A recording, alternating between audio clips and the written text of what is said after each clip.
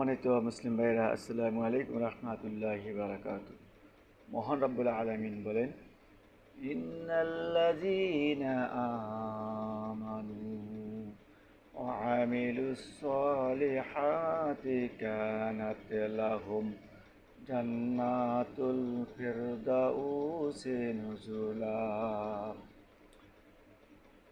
নিশ্চয় যারা ঈমান আনে ও সৎকর্ম করে তাদের জন্য অভ্যর্থনার জন্য, তাদের কাজের জন্য অভ্যর্থনার জন্য আল্লাহ পাক জান্নাতুল ফেরদাউস নিযুক্ত করেছেন। এখানে স্পষ্ট কথা, গৃহপালিত জন্তুগুলো মনিবের দাসত্ব আনুগত্য শেখায়। হাঁস মুরগি সাধারণত রাত্রেবেলা খাঁচায় বন্দি থাকে, কিছু খায় না, ওদেরকে খেতেও দেওয়া হয় না। সকালবেলা তাদেরকে মুক্ত করে দেন, তখন এরা বিকেলে নিজ দায়িত্বে আপনার বাড়ি ফিরে আসে।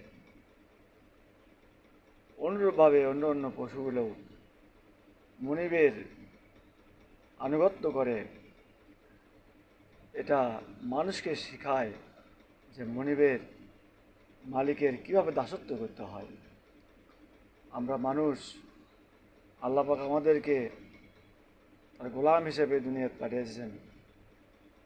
সুতরাং আমরা সঠিকভাবে আমাদের দায়িত্ব পালন করছি না, অবহেলিতভাবে কাটাচ্ছি।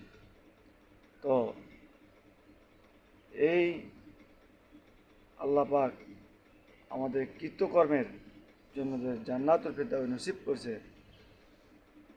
তা আমরা ভুলে যাচ্ছি। অথচ আমরা মানুষ, মনিবের কথাগুলো অক্ষরে অক্ষরে পালন করা প্রয়োজন, ঠিক কিনা? অতএব আল্লাহকে ভয় করুন, কবরকে স্মরণ করুন।